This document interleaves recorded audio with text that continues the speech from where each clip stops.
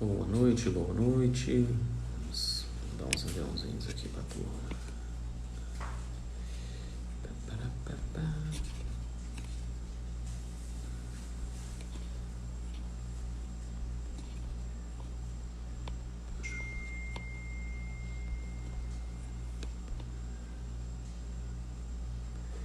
Estamos informando, estamos informando.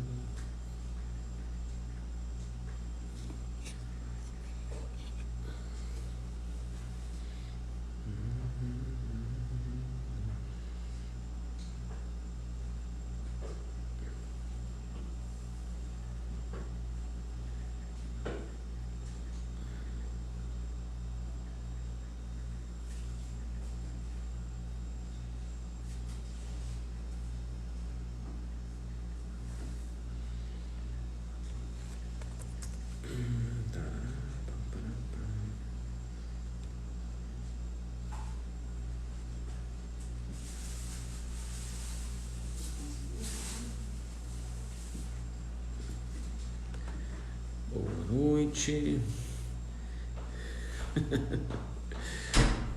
Boa noite, Ana Célia. Boa noite, Ana Célia. Boa noite, pastor Esdras. E aí, tudo bem por aí? Como estamos? Esperar o pessoal vai entrando. O William entrou aqui também. Vamos já convidá-lo enquanto a gente vai.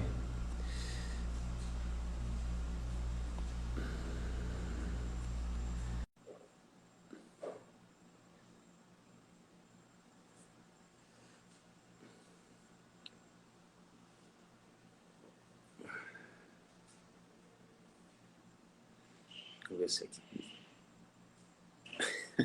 Acabei de chegar, você acredita? Tomei um banho correndo. Fala, meu querido. Pronto, tudo Como é que ok, você tá? pastor? Beleza, Como com é que tá, você? pastor Léo? Tá tudo bem contigo? Tudo perfeito, correria aqui. Ah, não, eu tava falando com o Edinho que tá aqui, né? O pastor Essa. Acabei de chegar agora, tava na Calcaia, pensa. Aí que Não a é? correria, chegar, tomar um banho. Mas, É, eu estava numa reunião de liderança aqui, aí na minha cabeça tinha ficado para 8 horas. você Só pediu que, você tinha pois pedido para é, eu me 19, né? lembrei que a gente marcou antes de eu viajar para São Paulo É, e a gente ficou para 7, né? Aí eu é. fiquei nessa 7, 8, só que aí eu fui conferir o horário, de fato Uhum. era 7 horas mesmo. É. Que agora a gente está As aqui. outras todas foram às 20, né? Mas você tinha pedido, porque parece que você tem um compromisso posterior. Aí Porque eu acabamos. estou tendo reuniões. Hoje é o dia que eu tenho reuniões Aham. ministeriais, aí é só um pouco corrido, mas está dando certo aqui. Coisa boa.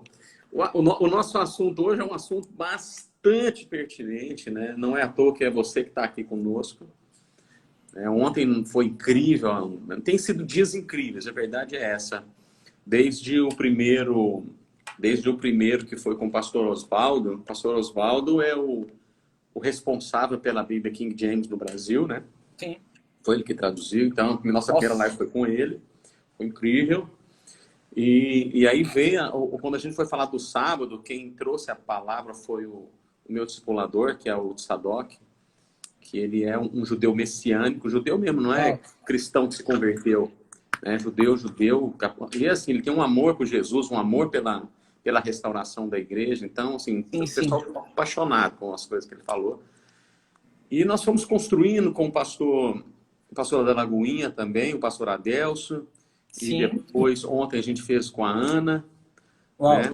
E ela é uma nutricionista, uma mulher de Deus incrível, cara. Pessoa que realmente faz toda a diferença, sabe? Ela tem uma palavra sobre o DNA, que ela foi estudando a composição do DNA do homem, e aí ela mostra cientificamente que no DNA do nome tem os números, né?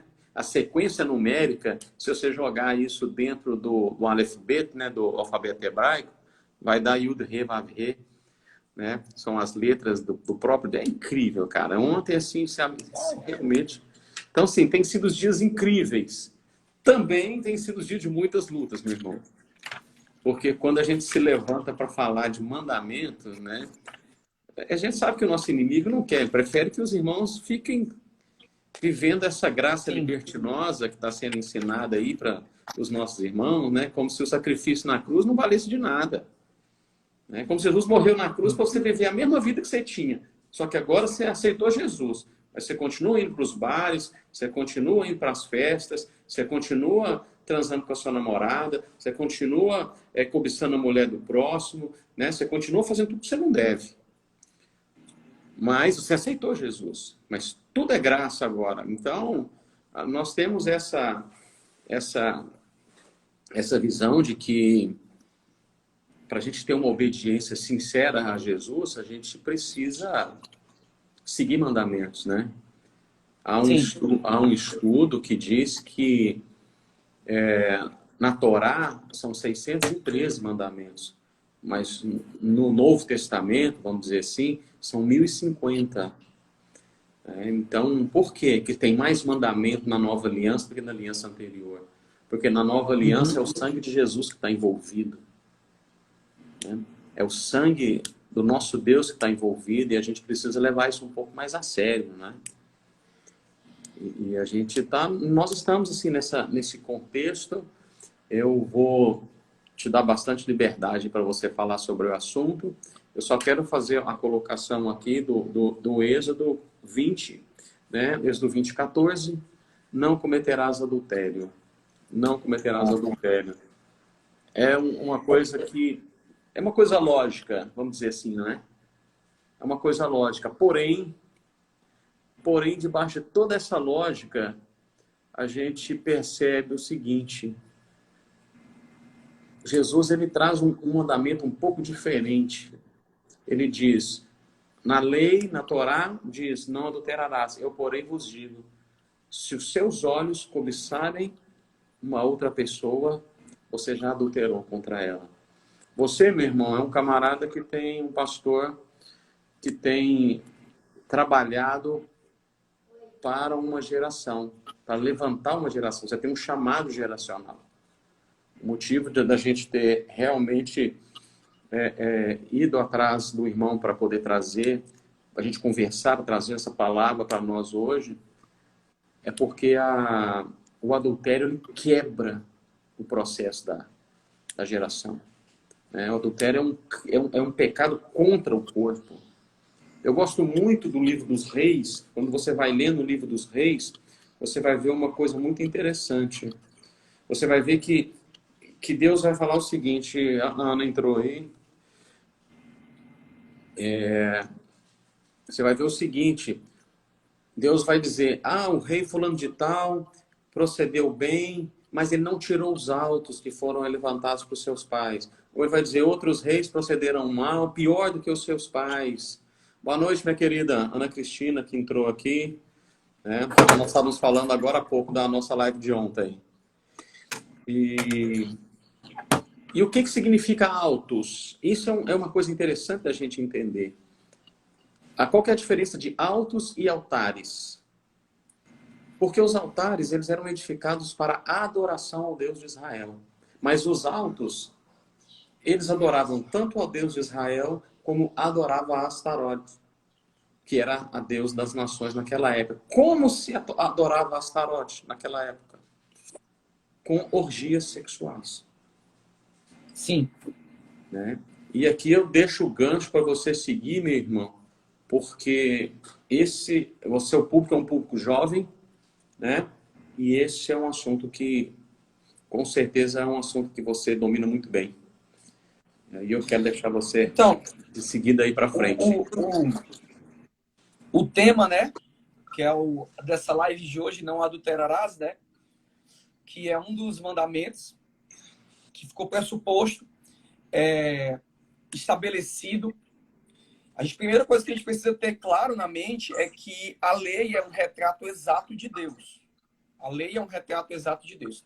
Existe uma anomalia hoje de entendimento que a gente tem alguns absurdos que o dispensacionalismo ele produziu, que é uma igreja desassociada de Israel, quando os oráculos foram entregues a Israel. Então, a gente precisa respeitar os protocolos que Deus usou na fundamentação de uma nação que é modelo.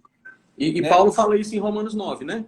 Em Romanos, justamente. Daí, a gente criou uma teologia que é a teologia da substituição, e a gente anarquizou, né, e rejeitou tudo aquilo que provinha de Israel, e fizemos uma substituição barata, dizendo que onde Israel agora apaga e coloca igreja, que vai funcionar, porque agora estamos num novo pacto. Sim, um dos pilares do que eu mais prego é que nós vivemos um novo pacto vigente, né? O pacto que nós estamos vivendo é um pacto que Hebreus capítulo 8 vai falar disso, que é um pacto superior, vigente.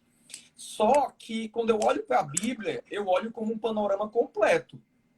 Quando eu olho para a Bíblia, quando eu olho para o texto veterotestamentário, né, que para mim até essa palavra velho ela é um pouco confusa, porque o velho é obsoleto, o velho não presta, né? E o texto veterotestamentário foi o texto que a Igreja Apostólica usou para doutrinar os santos do primeiro século e criar tudo que nós temos de Novo Testamento. Inclusive, quando fala que a Bíblia, quando os apóstolos vão dizer, quando Jesus diz que a Bíblia é fiel e digna de toda aceitação, né? A palavra de Deus, não existia o Novo Testamento, né? Eu só deixo esse gancho. Do que eles falam, então, quando se fala de referências bíblicas no Segundo Testamento ou na Nova Aliança? Está falando da Primeira Aliança. Justamente. Então, para mim, Léo, eu vou te falar a verdade. Para mim, quando eu quero ter clareza acerca de alguns assuntos, para mim, às vezes, é mais fácil ver no Velho Testamento do que, propriamente dito, no Novo. Eu acho que eu nunca falei isso abertamente, tá entendendo? Mas para mim, por exemplo, quando eu quero entender posturas apostólicas corretas, eu olho para os reis e para os patriarcas. Fica tudo muito mais claro.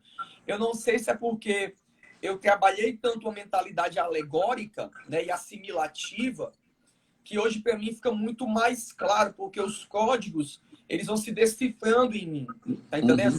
Você sabe qual é a hermenêutica que eu uso, né? Eu não parto de um pressuposto grego para interpretar a Bíblia, porque eu acho que aqui é o grande tropeço. Eu também acho. Eu parto do idioma original que Deus trabalhou, que foi o hebraico.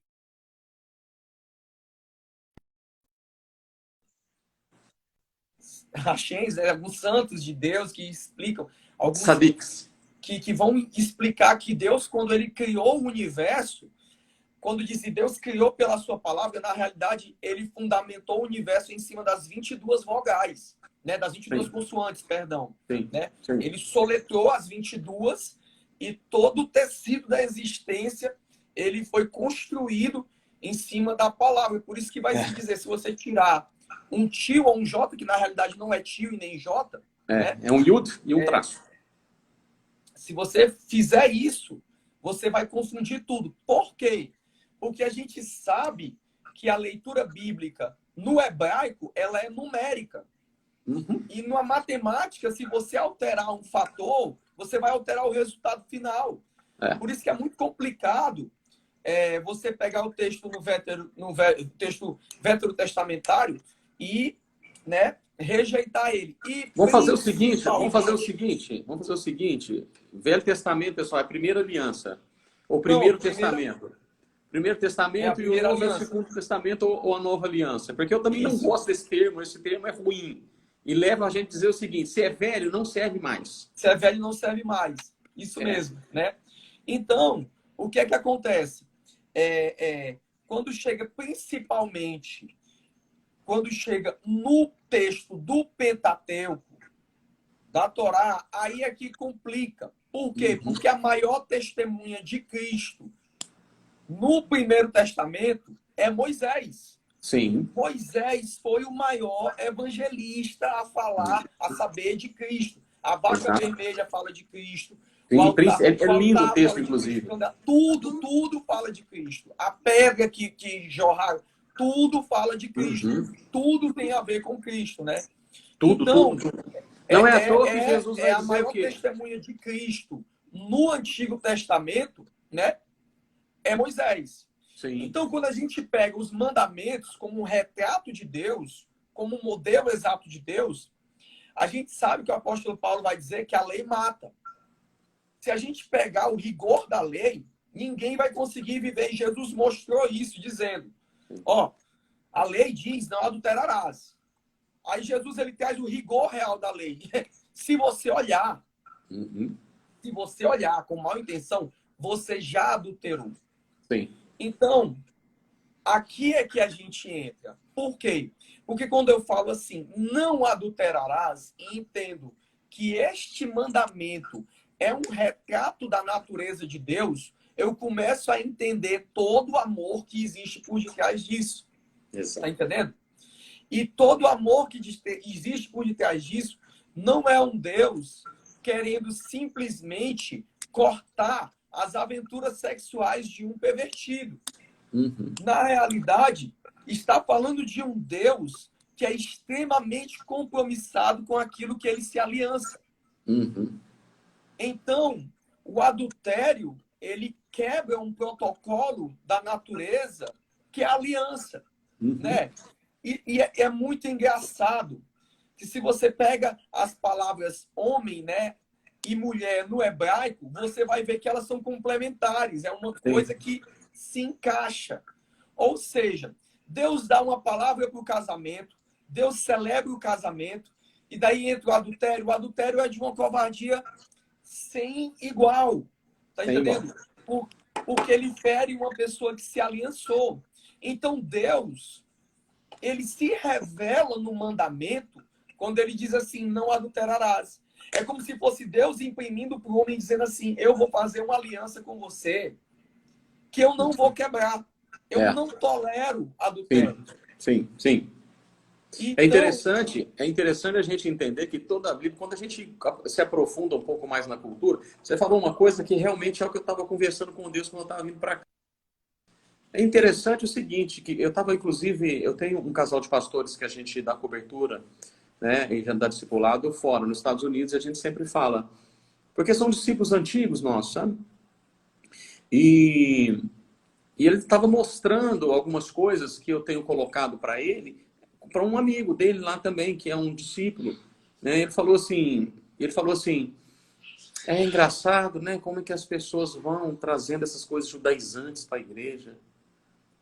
É isso que eu acho meio ruim, sabe? A pessoa estava dizendo para ele. Só que é o seguinte, quando você fala qualquer coisa do grego, as pessoas falam, nossa, como esse cara é inteligente, ele sabe o grego. Agora, quando você fala de uma coisa do hebraico, sabendo que Jesus era judeu, sabendo que os apóstolos eram judeus, sabendo que os profetas eram judeus, que a língua deles era o hebraico e o aramaico, as pessoas falam assim, está judaizando a igreja. Há um pensamento tão antissemita dentro de nós, né, que foi implantado dentro de nós ao longo dos anos, que nos dificulta, que meio que prende as nossas pernas para que a gente possa voltar, impedindo que a gente volte para os conceitos originais das Escrituras. E o ponto Léo, mas você fundamental sabia, disso... Léo, eu não sei se você sabia que há algumas correntes que acreditam, né?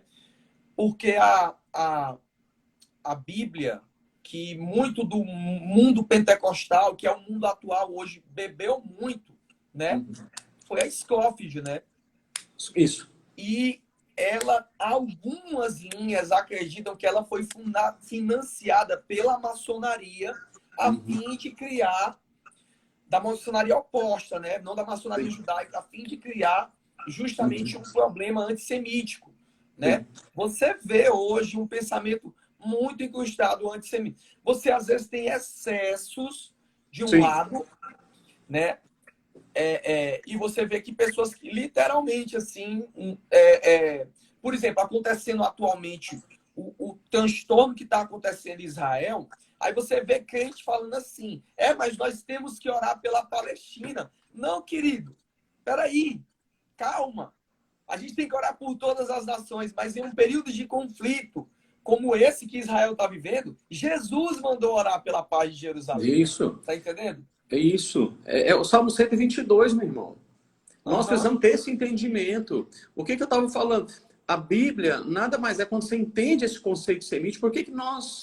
Por que foi nos roubado esses princípios? Porque sem isso você não entende praticamente nada. Quando você lê, por exemplo, o Gênesis, né? Vamos lá, Bereshit em hebraico, você vai ver que Gênesis 1 começa com Bereshit bara Elohim et hashamayim et haaretz. Essa palavra que foi traduzida como tem uma palavra antes, entre o bará, no princípio criou Deus os céus e a terra, tem uma partícula que é o quê? Um aleph e um tav. Tem essa partícula. Essa partícula é usada mais de 9.000 vezes. Ó, tá aqui, ó. Aqui, ó, o Aleph tá. Certinho. Essa partícula é usada mais de 9.000 vezes no Tanar, que é vamos dizer assim, o Primeiro Testamento. E quando João escreve Apocalipse, está escrito o quê em Apocalipse 1:8? Eu sou o Aleph e o Tav. Como é que você entende isso no grego, meu irmão? Eu sou Alfa e Ômega, não significa nada. Não. É um problema. Por quê? Porque você falou uma coisa assim, você fala grego, o pessoal bate palma, né? Agora, primeiro, outra coisa. O pessoal fala assim, não, nós não queremos mistificar um negócio. Bicho, a tua Bíblia fala de um Deus que nasceu de uma virgem. Isaías 7,14. Atravessou o mar. Tá? Como é que esse livro não é místico, pô? Exato. Tá entendendo? É outro problema. Sim. A natureza da fé que nós portamos, ela é sobrenatural e mística, assim. Isso. Ela é incompreensível. E a Bíblia nada mais é, meu irmão, do que um contrato de casamento. Sim. Quando a gente perde a cultura judaica, a gente perde o teor das escrituras. Por quê? Um homem em Israel vai casar com uma mulher. O que ele faz? Um contrato de casamento. Quando ele vai embora para fazer o quê? Ele vai embora para preparar o lugar. João 14, né? João 14. Quando ele vai, ele faz o quê? Ele deixa um penhor, dizendo o quê? Eu vou voltar, tá aqui, ó. Isso é importantíssimo para mim. Tá aqui. Aí ele vai e prepara o lugar. E aí ele volta para cumprir o quê? Para cumprir o contrato que ele fez.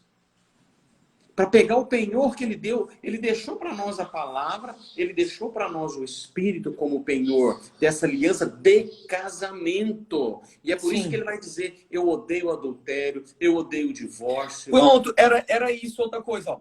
Deus, na Bíblia, ele só odeia duas coisas. Então, essas duas coisas precisam ser levadas muito em consideração. A primeira, a língua que semeia contenda entre os irmãos. Isso. E diz abertamente, eu odeio a língua. Provérbios. Segundo, eu odeio Provérbios 6. O divórcio. Tá entendendo? Eu odeio o adultério, odeio esse tipo de coisa. Vamos lá. Em Apocalipse faz assim, ó. Caiu a grande Babilônia, que embriagava a todos com o vinho do seu adultério e das suas prostituições. É muito engraçado que a palavra ali, agora eu vou ter que recorrer ao grego, de fato, é porneia. Sim. E eu pensava que essa palavra, ela estava correlacionada simplesmente ao trato sexual. Mas não tá. Não tá. Ela não tá.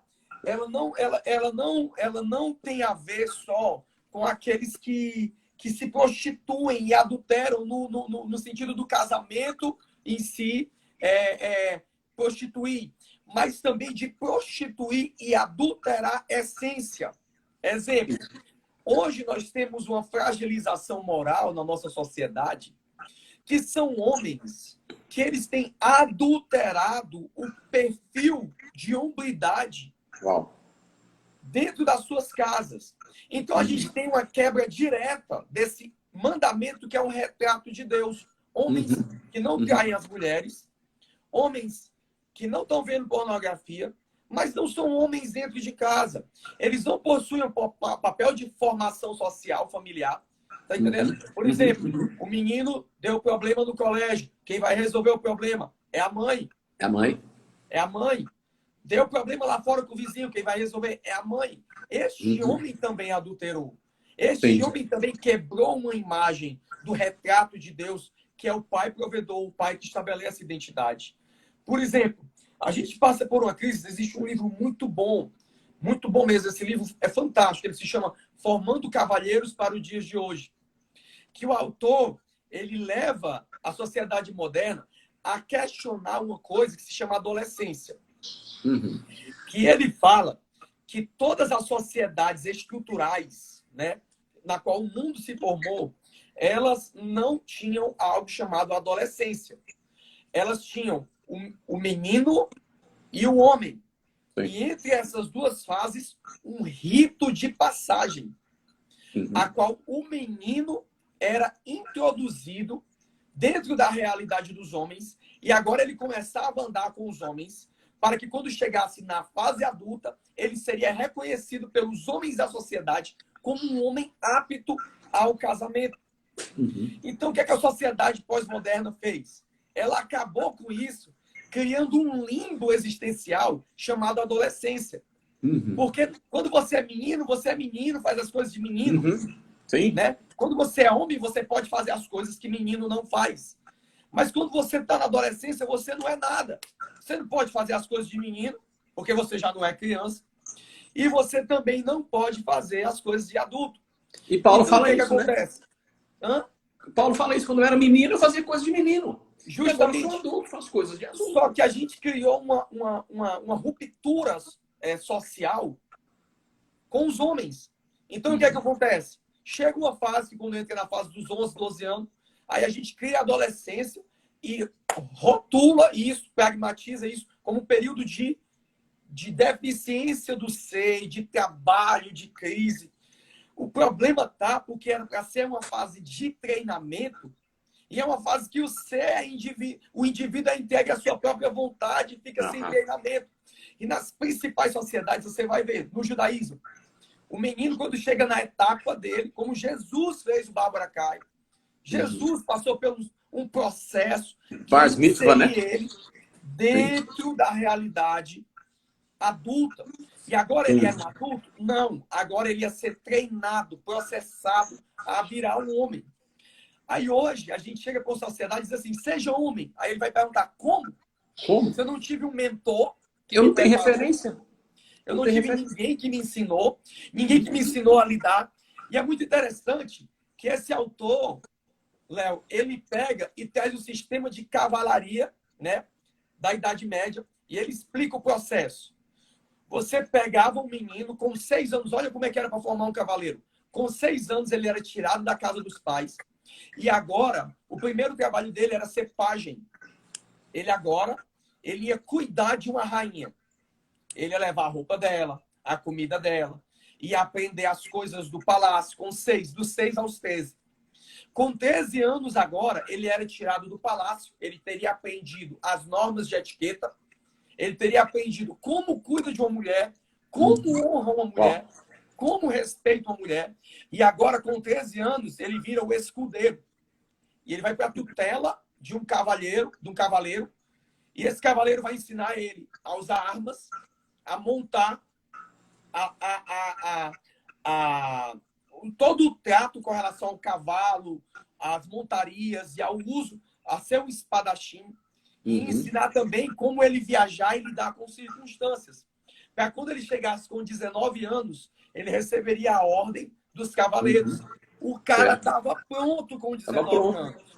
Sabia como tratar a mulher, sabia como tratar a mulher e sabia se portar como homem. Aí o que é que a gente vai fazer hoje? Vai botar cavalheiros de novo? Não. A gente precisa formar módulos geracionais seguros, onde homens não adulterem o processo e sejam referenciais. Como é que trata uma mulher? Abre a porta para tua mãe, dá um lugar para tua irmã. Quando senta na mesa, o principal prato de comida é o do pai. Sim, isso a gente ensina aqui em casa. Falar hoje, as pessoas enlouquecem. Mas por aqui isso a gente está numa geração flácida. É. Porque homens estão adulterando. Nossa, estou falando demais, né? Aqui. Não. É interessante esse conceito. Eu estava... assim, E no ano de 98, se eu não estou enganado, eu comecei a falar no Brasil sobre paternidade. Tem alguns amigos que falam assim, alguns pastores em Goiânia falam assim, cara, você é a maior autoridade em paternidade que eu conheço. Mas eu parei de falar sobre isso por causa da banalidade. Porque isso se tornou um modismo, falar sobre paternidade. E é assim, você cria filhos para servir você. Só que eu não sei, eu já vi que você tem filhos, né? E eu também tenho. Eu não crio meus filhos para me servir. Eu é que sirvo eles. Uhum. Né? Paternidade Então, é um conceito errado. Paternidade não é teto, gente. Paternidade é solo. e Os outra filhos coisa, eles crescem em cima. confundem a paternidade com o paternalismo. Né? Isso é muito perigoso, porque o patriarca, não estou dizendo dos patriarcas de Israel, mas o patriarca dentro dessa cultura ocidental é aquela pessoa onde o mundo gira em torno dele. Sim. E o pai é aquele camarada onde o mundo dele gira em torno dos filhos. Isso mesmo. Isso é um conceito importante.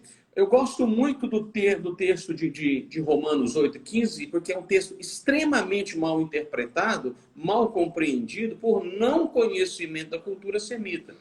Vai dizer o quê? Pois vocês não receberam um espírito que os escravize, para novamente temerem, mas receberam o Espírito que os torna filhos por adoção, por meio do qual clamamos Abba Pai. Então, aqui, a gente entra dentro desse conceito do cavaleiro. Por quê? Todas as pessoas, todos os filhos em Israel, tanto o filho como a filha, são adotados. Sim. Eles nascem do sangue e quando chegam a uma certa idade, eles passam por uma cerimônia chamada Bar Mitzvah. Bar mitzvah, sim. No Bar Mitzvah, o que acontece? O pai está dizendo o quê? O meu filho atingiu a maioridade. Agora, tudo que eu tenho está sobre a responsabilidade dele. Em Israel, sempre que eles veem alguém chamando o pai de Abba, eles entendem, opa, eu posso tratar com esse rapaz como eu trato com o pai dele. Porque só pode chamar de Abba quem passou pelo Bar Mitzvah. Uau! Entende? E aí tem um conceito interessante. Até os 12 anos, vamos dizer assim, que Jesus, vamos trazer Jesus como referência. Até os 12 anos, o filho é cuidado pela mãe. Aí ele passa pelo Bar Mitzvah e dali para frente ele é cuidado pelo pai. Uhum. Aí não existe essa fase de adolescente. O que acontece? Olha tanto que isso é maravilhoso. Quando Jesus, as caravanas em Israel naquela época viajavam separadas, os homens e as mulheres, né? Quando Jesus ele se apresenta, ele é apresentado ao sacerdote, aos anciãos, e a partir daquele momento ele é um jovem, né, que passou pelo Bar Mitzvah, ele tinha um jovem se preparando para ter responsabilidade de cuidar das coisas do pai. Ele vai ser cuidado pelo pai. Então a caravana volta. E Maria está dizendo no coração dela, Jesus aprendeu. Tudo que eu ensinei para ele. E José está dizendo, a Maria ensinou errado. Jesus não voltou comigo. A Bíblia vai dizer que depois eles se encontram em 3 dias. E aí ele pergunta, cadê Jesus? Ele fala, não está com você? Ele falou, não está com você? Fica parecendo que eles eram pais relapsos. Por quê? Por uma questão cultural. Só que quando eles voltam, o que é que Jesus está fazendo? Eu acho maravilhoso esse texto. Estou na casa do pai. Estou fazendo o que era para fazer. Se eles disseram que eu estou agora debaixo da responsabilidade dele, pronto. Ele está dizendo, eu estou cuidando, vocês não sabem. Vocês me ensinaram isso. Estou cuidando das coisas do meu pai. Uau. Entende? Então, esse processo de saber crescer, e isso é um processo maravilhoso. O livro de Provérbios vai dizer, ensina o seu filho no caminho. Muitas pessoas quiseram trocar isso. Não é no caminho, não é o caminho. Não, meu irmão, é no caminho. Não, quem conhece a cultura judaica vai saber que é no caminho. É enquanto isso. anda. Porque é pelo exemplo. É pelo exemplo. Então, o furtar o exemplo do pai no filho gerou essa geração que tem uma grande facilidade em cometer adultérios. Tanto adultérios sexuais como adultérios de identidade. Que é aquilo que você estava dizendo, né? Isso mesmo. A gente precisa ter muito referencial dentro desses códigos da cultura judaica, porque tem muita coisa que tá estabelecido ali, que a gente precisa revisar isso e trazer uma aplicação disso para a nossa vida, porque é muito bênção, tá entendendo? Sim. Quando a gente, por exemplo, você pega um texto desse de Jesus e você vê como a cultura fazia, olha como enriquece a coisa, não é? Olha como fica mais profundo. Para mim, essa questão do adultério, ele entra no adultério, primeiro, o adultério de identidade, porque a lei é um reflexo, é um retrato de Deus, e também vamos entrar dentro do aspecto também sexual, né? Não adulterarás. Não adulterarás. O que é que acontece? Falar disso é muito complicado, tá entendendo? Dentro de uma live sem ter todo o arcabouço necessário para poder explicar. Mas a gente entende que a relação sexual não é só tomei banho e fui embora. Mas você, na relação sexual, você agrega coisas da pessoa e a pessoa agrega a coisas de você, né? Sim. Então, além da quebra da aliança, existe também a perca daquilo que foi confiado. Então, existe também uma perca de herança. É muito interessante você ver que pessoas que são entregues a uma vida de adultério, como elas vão quebrar financeiramente. É fantástico ver isso. Sim. Sim. Você vê caras, grandes empresários, eles estão bem, começam a vida de adultério, deixam a esposa, pá, quebra. Porque Deus é um Deus de aliança. É um Deus de aliança, sim. Entendendo? Porque Deus é um Deus... É muito forte você ver. Mas, em compensação, o adultério é como se ele fosse a dor do adultério é como se fosse uma dor da morte. Tanto que Jesus, ele vai e fala assim, ninguém se divorcie, a não ser por adultério, por conta da questão da dureza do coração. Por quê? Porque para superar um adultério, uma quebra de aliança, é de um esforço, assim, descomunal. Sim. Porque é uma dor da morte, é a dor da traição, né? E Deus não é um Deus que trai, tá entendendo? Isso. É interessante. Esse é um conceito interessante, deixa eu só abrir uma aspa. Deus não é um Deus que trai, foi o que você acabou de dizer. Mas a teologia, que nós começamos a live falando sobre isso, a teologia quer nos provar, essa teologia cristã, principalmente reformada, quer nos provar que o nosso Deus é traidor. Porque ele rompeu a aliança que ele tinha com Israel e agora ele está fazendo uma nova aliança com a igreja. E deixando Israel. O tempo de Israel passou. É isso que a teoria de John Nelson Darby, né, o dispensacionalismo vai dizer, a teoria de Justino vai dizer, que o quê? O tempo de Israel acabou. Ou seja, Deus é mentiroso. Deus quebrou a aliança dele. Justamente. E aí é um Deus que ele serve as conveniências, né? Enquanto Israel era conveniências. Conveniências, exato. Ela era... É engraçado que a Bíblia vai dizer, eu te amei ainda nos panos da tua imundície quando tu andava no deserto, né? E Deus não revogou nada com eles. Sim. O que eu penso, assim, o que é que acontece? Você entrou num ponto que, para mim, eu não vou dizer que eu estou em guerra com isso, porque a minha guerra é contra principados e potestades. Não é travada contra um homem ou uma pessoa, mas a gente tem um problema hoje de uma geração que celebra o intelectualismo de uma forma herança dos gregos, né? a revelação do reino entrar. Porque a revelação, ela não entra através de uma experiência intelectual. Não, verdade. Ela não entra. Não entra.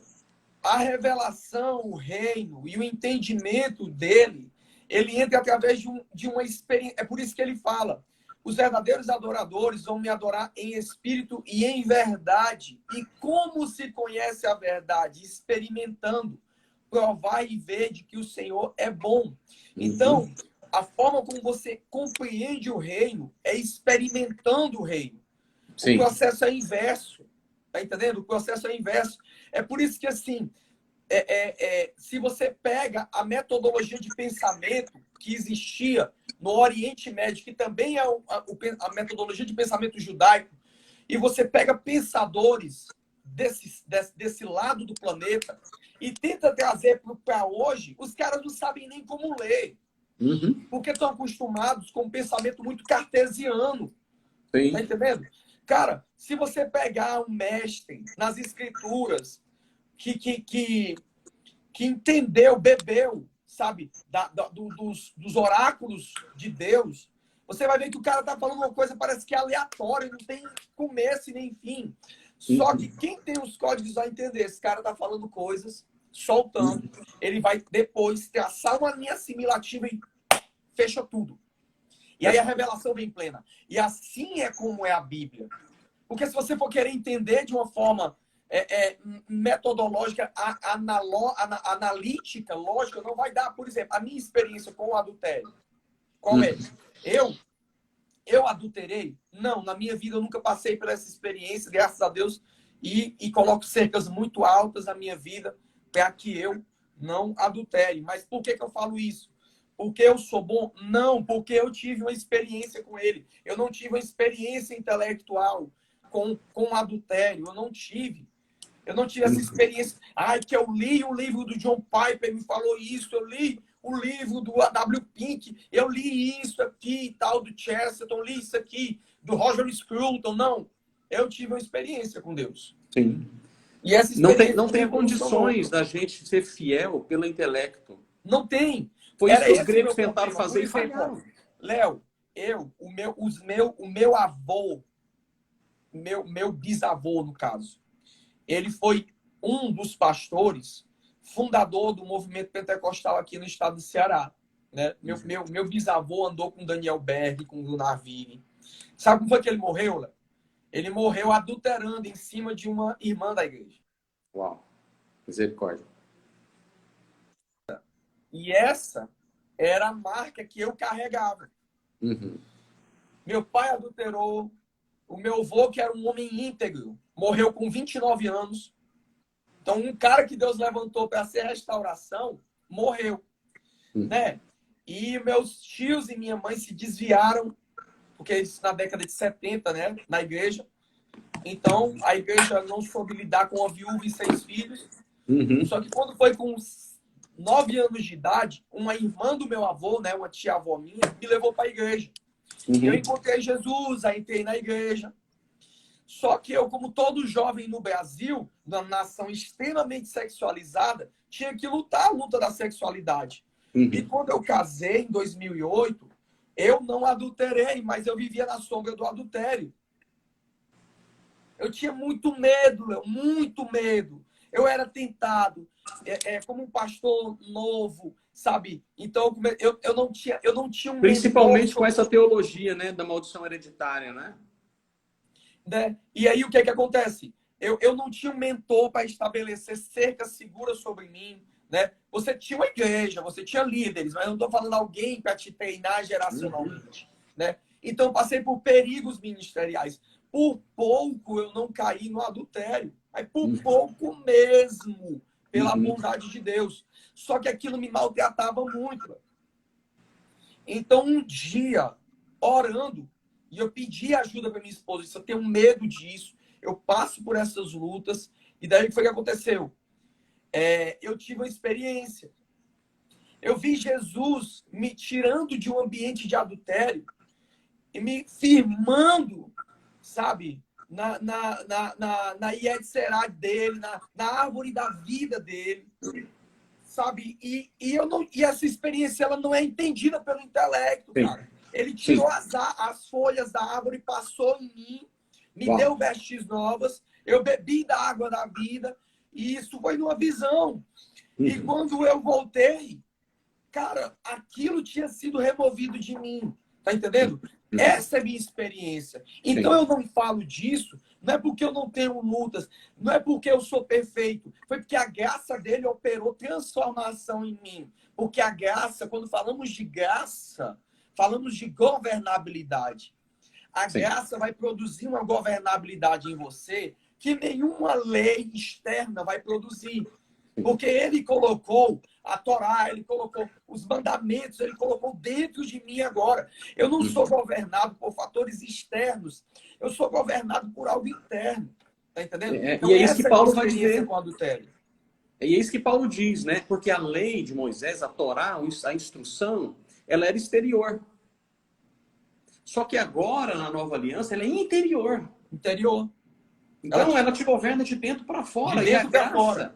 E a Isso mesmo. graça é o único meio que permite com que a gente seja obediente em amor. É para isso que a graça vai servir. Eu quero colocar uma palavra para ti aqui, meu irmão. É porque eu e minha esposa até colocou o texto aí, a gente tem estudado muito esse assunto. Em Ezequiel 18, ele vai dizer, olha que coisa interessante. Os pais comem uvas verdes E os dentes dos filhos sem bodado. que ficam embotados. Assim como eu vivo, diz Adonai, juro que você nunca mais citará esse provérbio outra vez em Israel. Veja, toda vida me pertence, tanto a vida dos pais como a vida dos filhos igualmente são minhas. Portanto, a pessoa que pecar, essa morrerá. O que Deus está dizendo aqui? Ah, mas lá atrás estava dizendo. Sim, lá atrás estava dizendo. Mas aqui Deus está fazendo o quê? Ele está começando um renovo. Um renovo. Deus diz, eu visito a maldição dos pais nos filhos até 4 gerações daqueles que me odeiam. Mas visita 1000 gerações daqueles que me amam. Sim. Está na Torá. Mas aqui no profeta... E o que são os profetas de Israel? São os evangelhos. Né? Os profetas são os evangelhos. Você vai ver o livro de Isaías várias vezes falando o quê? Aí tem um texto, diz o seguinte, quão formosos são os pés daqueles que anunciam o evangelho. Sim. As boas novas. Né? Então o evangelho, as boas novas de Deus para essa geração é o quê? Meu irmão, o pecado do seu pai não vai visitar você. Sim, Por é quê? isso mesmo. O seu pecado te visita, mas o pecado do seu pai não visita mais você. Sim. Esse é um conceito poderoso. Um outro conceito poderoso está escrito em Gênesis 2, 24. Se você não lê isso no hebraico, fica complicado você entender. Porque ele vai estar dizendo o seguinte, né? Portanto, deixará o varão, seu pai e a sua mãe, e apegar-se-á a sua mulher, e serão ambos uma só carne. Qual é a palavra em hebraico aqui? Carne em hebraico é levachar, né? Uma só carne. Né? Mas a palavra uma é errado. Olha tanto que isso é poderoso. O que está escrito no Shema? Deuteronômio 6. Shema Israel, Adonai Eloheinu, Adonai Echad. Ouve Israel, Adonai é o seu Elohim, Adonai é um. A mesma palavra que Deus diz que ele é um Echad, ele diz para um homem e uma mulher que se unem em casamento, dizendo que eles são um Echad. Ou seja, a aliança de casamento, ela revela a própria pessoa de Deus. Ela revela o próprio propósito de Deus, porque ele compara. Mas isso não tem nada a ver, porque Jesus, outras coisas vão dizer que é um, é isso. Não. O um, quando ele fala sobre o Messias, que ele é o primogênito de tudo, ele vai dizer que ele é um Yahid. Não vai dizer que ele é um Echad. Certo? Porque esse errado é um singular composto dentro da língua hebraica. É um singular composto, ou seja, assim como nós temos o Eterno, que se manifesta como Filho, como Messias, se manifesta como Pai, se manifesta como Mãe, nós vamos ver isso em vários textos da Torá e dos profetas. Ele foi usado principalmente na criação do homem. A mesma palavra foi usada na criação do homem, que aí aplicaram como façamos, né? Sim, mas é justamente... porque a própria palavra Elohim é o singular composto. É um plural. É um plural. Porque El é Deus e Rim é o plural de Deus. Tem alguns textos que foram traduzidos equivocadamente, que nesses textos vai dizer que vocês têm, no plural, Elohim. Não há outra nação que tenham Elohims. Elohim como vocês. Ou seja, tudo isso é um plural, só que é um plural singular. Não existem 2 deuses, ou 3 deuses, ou 4 deuses. Existe um só, que se manifesta de maneiras diferentes. E ele movimenta, e ele expressa essa manifestação na mesma intensidade que ele expressa a união do homem e da mulher no jardim. Sem pecado, sem mácula, sem rugas e sem manchas. E aí nós temos o saudoso apóstolo Paulo falando para os filipenses o quê? sobre o nosso corpo glorificado. Naquele dia, né? Que nós teremos esse corpo glorificado, ou seja, o retorno para o que nós éramos originalmente. Sim. Nós precisamos ter esse entendimento que o adultério... Você citou um texto que eu ia citar também, que é aquele texto de adorar em espírito e em verdade. Você só adora em verdade, meu irmão, quando você é fiel. É fiel à sua própria identidade. Se você não sabe quem você é, você jamais vai adorar a Deus em verdade. Uhum. Se você passa por esse processo de adultério, como nós falamos, quando você falou muito bem aqui sobre o adultério da identidade, meu irmão, você pode até conseguir adorar ele em espírito, sabendo que ele é. Sabendo que ele é em espírito, sabendo que ele é espiritual, sabendo de todos os seus grandes feitos. Mas para você adorar ele em verdade, meu irmão, você tem que ser fiel à sua própria identidade. Não tem como adorar a Deus e se em a gente vai trazer isso, né, Léo, para dentro do âmago pastoral, aí é que lasca mesmo. Aí é que lasca mesmo, porque aí é que entra o nicho. A gente está passando por um problema gigantesco essa semana. Cara, tá um furdunço nas redes sociais de nego acusando nego, né? Ai de quem vem o escândalo, né? Assim, é terrível. Eu não gosto desse troca-tapa nas redes sociais, que é irmão contra irmão. Para mim é muito complicado. Só que mas eu vejo que é muito ruim. Mas eu vejo que às vezes parece que essas coisas é literalmente, perdão da palavra, jogando a merda no ventilador, que muita gente está fazendo. Sim. Mas às vezes eu vejo assim, cara, tem uma permissão de Deus nisso, para ver se muita gente presta atenção e cria temor. Se não criar temor pela palavra, criar temor pelo medo mesmo de receber uma denúncia.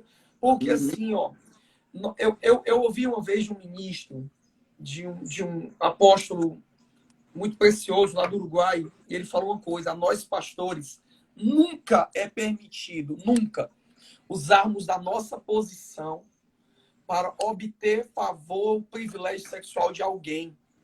Porque nós somos, talvez, o último reduto moral para algumas pessoas. Tem pessoas que foram abusadas, estupradas, traídas pelo pai e pela mãe. Aí chegam na igreja, encontram um pastor que não tem governabilidade sobre as suas paixões, né? Sabe, você deve lidar com isso, Léo. Eu lido, todo pastor vai ter que lidar. Tem uma irmã que é carente, que ela não sabe abraçar, que você dá uma palavra e ela já olha em ti um salvador. E para o pastor, eu tenho códigos morais para mim que eu estabeleci, não porque eu sou santo, mas porque eu sou fraco. Eu não ando num carro sozinho como mulher. Eu nunca aconselho uma mulher sozinha. Nunca. Não falo de madrugada com mulher. Não falo. E eu minto às vezes. Se eu precisar falar, alguma irmã vir falar comigo de madrugada, eu minto. Eu estou confessando aqui. Irmã fala comigo de madrugada uma coisa séria. Olha, pastor, e tal, e tal. E é uma coisa séria. Eu digo, amém, querida, vou orar, viu? A pastora Samara está aqui do meu lado, está dizendo que também vai orar. E às vezes minha esposa está dormindo. Tá entendendo? Mas por que eu faço isso? Porque eu estou colocando cercas altas. Exatamente. É isso que a Torá é. Está protegido. Os sábios de Israel dizem que a Torá é uma cerca em volta de nós, para nos proteger de nós mesmos. Isso aqui em casa a gente tem uma coisa: todos os telefones, todo mundo vê, não tem senha, não tem nada. A minha esposa atende meu telefone, a minha esposa olha o meu WhatsApp, olha o meu Instagram. Olha, por quê? Isso mesmo. Porque isso me protege. Tem acesso a tudo. Isso me protege. Jesus disse: vem vindo o príncipe deste mundo e ele não tem nada em mim. Nada. Exato. Nada. Nada em mim. Isso é uma coisa que meu celular às vezes é uma vergonha, porque todo mundo chega e vê, não tem nem senha. Por quê? Porque eu não tenho um zona em treva. Tá entendendo? Então, eu acho que os princípios de adultério, como Jesus disse, vão bem além do ter uma relação sexual. Sim, muito além. O adultério começa quando você quer conversando de madrugada com a irmã. Isso. É isso que ele quer dizer. quando você olha com intenção impura, não quer dizer que você adulterou ali. Quando você entende isso dentro do conceito semita, você vai entender o que Jesus está falando. Quando você olha, qual que é o próximo passo? Vou mandar um WhatsApp. É, Qual que é o próximo passo? Ela respondeu. Vou marcar um encontro. é. E aí, a coisa... Como que começou? Com um olhar impuro. Outra, sabe, Léo, eu falo assim, não sei porquê, esses dias começou a me incomodar umas coisas, sabe? Tipo assim, eu tava numa reunião onde estavam com muitos pastores. Cara, e eu via que os pastores não faziam por maldade. Não faziam por maldade. Mas eles estavam fazendo uma coisa que os desqualificava de uma maneira. Tipo assim, o som tava muito alto. E os caras iam falar com as irmãs e falavam no cangote da irmã, pegando na cintura. Cara, se expondo. A gente, como líder, como pastor, a gente precisa saber como pegar numa irmã, como tocar numa irmã, sabe? Até como impor as mãos sobre uma mulher. Esse conceito de Ter... paternidade, sabe? Do pastor, eu sou pai. Às vezes para o cara, às vezes para o camarada, ele até não tem maldade, ele vê aquela irmã como uma filha. Às vezes, tá? Muitas vezes não. Muitas vezes ele está se aproveitando mesmo. Mas às vezes ele vê, mas aquela irmã naquele dia pode ser que ela brigou com o marido. Tá pode carente. ser que o marido deu uma palavra dura para ela. E aquele aconchego que para o pastor é uma coisa paternal, para ela já se torna uma coisa, tá vendo? Eu queria que meu esposo fosse igual ao meu pastor. Isso. Aí o diabo entra. O diabo entra. O meu pastor uma vez me ensinou uma coisa. No pecado não tem gente feia. Não tem. Não tem. Não tem. Não tem. Ficou o pecado junto. é igual ao mar. O mar não tem cabelo, meu irmão. Não tem. Quando começa, não tem condição. Não tem, meu isso irmão. Não tem condição. A gente teve um caso, não passou conosco, mas uma pessoa relatou que um esposo traiu a esposa por vários fatores, né? Ele não estava sendo bem tratado dentro de casa, foi uma pessoa que relatou isso para nós. E a pessoa falou assim, o negócio é tão demoníaco que, sem brincadeira, a mulher que o camarada traiu a esposa é a mulher mais feia que eu já vi na minha vida. Mas por quê? Porque no dia que ele estava fragilizado, aquela mulher tratou ele bem. Aí o cara se expôs, foi compartilhar o coração com quem não devia. Não, é complicado, é complicado. A gente precisa realmente, como você falou, o mar não tem cabelo, o pecado também não tem, não. Tem que ter esses cuidados aí, esses protocolos. E por outro lado, a gente não pode só... Eu sei que a gente aqui está fortemente falando em relação aos pastores, mas do outro lado também, meu irmão. Há muita como se fala, sensibilidade, há muita carência, a palavra que eu queria usar é essa, há muita carência. Não é? E dentro desse espírito de carência é que nasce o adultério ou a relação ilícita. Sim, é dentro desse espírito de carência que a de uma área não curada, não resolvida, e aí abre imagem para a carência, e aí o adultério entra. Né? Porque não está resolvido isso. Nós precisamos estabelecer cercas nas nossas emoções. Nós, pastores, homens, mulheres, precisam estabelecer cercas em torno de si. Para quê? É como você diz, não é porque eu sou santo, é porque eu sou fraco. Talvez o que está faltando em nós é admitirmos as nossas fraquezas. Né? O que Deus fala para Paulo? Eu sei que é um pouco descontextualizado, mas o meu poder se aperfeiçoa na sua fraqueza. Justamente. Quando você entende que você é fraco, meu irmão, você se cerca. Né? Eu conheci um pastor que ele dizia assim, eu nunca viajo sozinho, porque eu sei que se eu viajar sozinho, eu vou pecar. Então ele nunca viaja sozinho. Por quê? Porque provavelmente ele nunca vai cair. Porque ele sabia. Por quê? Ele sabia. É isso mesmo. A Bíblia diz que quem está em pé, cuide-se para que não caia. Cuide para que não caia. É isso aí. Entende? Então a gente precisa disso. Eu acredito que o grande problema hoje, a gente está falando de pastores, não está dizendo, é só o homem que faz. Né? Não, mas é porque nós temos que vestir, é nós que pomos a carapuça. Não é? É a gente que veste a carapuça. Mas o dia que a gente entender que não somos tão fortes assim como a gente pensa, que não somos tão santos assim como a gente pensa, que não somos tão poderosos assim como a gente pensa, talvez nós vamos tratar as pessoas como elas realmente deveriam ser tratadas. Né? Quando as nossas emoções elas chegarem num lugar. O grande problema que eu vejo, que gera, que starta, né, todas essas questões das paixões carnais, dessas vaidades que nós temos, está justamente ligada ao quê? Às minhas faltas interiores. Aquilo que Sim. me falta. Aquilo que eu não permiti que Jesus preencha. E quando Jesus não preenche esse espaço, aí aonde que eu vou buscar? Aonde No que eu vou sexo, na buscar? carência, na pornografia, É isso. no Onde nós estamos falando dinheiro. de comida. Onde nós estamos falando de comida. Você busca refúgio para as suas frustrações aonde? Na comida Nas, e na carne. é isso aí, a ansiedade leva. O pessoal vejo pessoas tão ansiosas que comem mais. A Isso, e é verdade. duas coisas que Deus se preocupa. Olha como é que Deus é perfeito. Ele já sabia tanto que nós somos assim, que o homem em pecado, né, nascido em pecado, vamos dizer assim, o homem depois do fruto, né, ele tem essa facilidade de se render ao Yatserhará, né, a inclinação do mal, que ele já fez o quê? Ele já estabelece uma dieta para você comer, ele já fala, come isso, não come aquilo, por quê? Porque isso é importante. O que ele quer dizer? Saber comer, meu irmão, é importante. Saber como se portar à mesa é importante. Né? O judeu nunca senta à mesa para comer de qualquer jeito, para matar a fome. Ele sempre senta à mesa com o temor de Deus. E uma outra coisa que ele coloca, né, e que o apóstolo Paulo ele vai dizer isso de maneira muito incrível, né, no texto de 1 Coríntios 6, ele vai dizer o quê? Fugir da fornicação.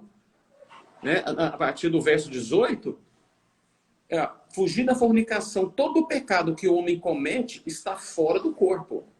Mas o Mas o que que comete adultera... fornicação peca contra o próprio corpo. Ou não saibais que o vosso corpo é o templo do Espírito Santo, que está em vós. Porque fostes comprados, olha que coisa linda, por um preço. Portanto, glorificai a Deus no vosso corpo e o Amém. vosso espírito, aos quais são de Deus. Amém. Amém. Meu irmão, nós já estamos aqui com a nossa hora O avançada. tempo passou tão rápido, né? Passa muito rápido quando a gente está falando coisa boa, A né, meu liderança irmão? acabou de bater na porta aqui, pastor Léo. Tá muito bom o papo aqui, muito bom, mas deu nosso horário, né? Isso. E eu quero deixar essa palavra, né, que nós colocamos aqui hoje, para que nós tenhamos zelo, que a gente se cerque da palavra, que a gente se Amém. cerque das escrituras. Amém. Eu estava falando isso para uma pessoa aqui, que começou a falar de alguns nomes, algumas pessoas, né, que eu falei, mano, essas pessoas nem estão escritas na minha Bíblia. Sabe? Eu não preciso mais do que Paulo, do que Mateus, do que Jesus, do que Moisés, do que Isaías. Eu preciso Léo, desses acho que a gente precisaria de outra live para tratarmos esse assunto, porque parece que às vezes sinto que eu tô numa... Cara, tipo assim, desculpa, mas a Bíblia para mim vale mais do que Lutero. A Bíblia pra mim vale era mais exatamente do que esse nome que eu Calvino. não ia dizer. Tá entendendo? A Bíblia vale para mim mais do que o fulano de tal pensa. Mais do que Desculpa. Calvino, mano. Tá entendendo? Eu ouso pensar fora do eixo, tá entendendo? Que todo mundo tá pensando. Por que eu sou obrigado a fazer isso? Tá entendendo? Eu falo assim, os nomes que eu ia usar é isso. Eu falei, Calvino e Lutero não estão na minha Bíblia. Não estão. Fica respeitamos, isso. Honramos. Algumas coisas que eles construíram, sim. Mas fica parecendo que quando esses caras nasceram, eles salvaram a humanidade. Não, inventaram a roda. Tá entendendo? Não. Entende? Não. Mas assim, vamos respeitar o seu horário e vamos remarcar para um outro tempo para nós falarmos sobre convicções e princípios bíblicos fundamentados na Torá, nos profetas. Será um prazer. E na nova aliança. Não é? Amém. Será Faz um prazer, uma oração para a gente, meu querido. Perdão? Faça uma oração para a gente terminar. Amém. Amém. Senhor Jesus, nós te amamos. Muito obrigado pelo teu amor, pelo teu senhorio sobre nossas vidas. Obrigado porque o Senhor pegou todo esse retrato de Deus e colocou dentro de nós. Obrigado. Obrigado porque o teu Espírito é vida, a lei do teu Espírito é vida. E nós vivemos por ela. Eu oro agora por alguém que assistiu essa live e passa por algum problema nessa área. Eu oro para que a governabilidade do rio de Deus, da palavra de Deus agora, flua na tua vida, meu irmão. Em nome de Jesus. Ele pode fazer nova todas as coisas. É verdade. E, Senhor, nós colocamos a nossa força em Ti, os nossos olhos em Ti, e a nossa salvação em Ti, e não em nenhum subterfúgio na nossa mente, nem do que nós podemos fazer. Muito obrigado pela vida do pastor Léo, muito obrigado por esse momento, quem estava aqui ouvindo. Senhor, Deus abençoe a cada um, eu te peço, Pai. Dá-nos um restante de noite maravilhoso, cheio de êxito, Pai, em nome de Jesus. Amém. Em nome de Jesus. Amém. Meus queridos, na sexta-feira nós vamos falar sobre não roubarás. Quem vai estar conosco é a pastora Ilma, ela é uma psiquiatra, né? E nós vamos falar justamente do conceito de não roubar emoções, não roubar as vidas, não roubar sentimentos. Vai ser um complemento ao que nós começamos aqui hoje. Amém? Tamo junto. Deus abençoe vocês. Grande abraço.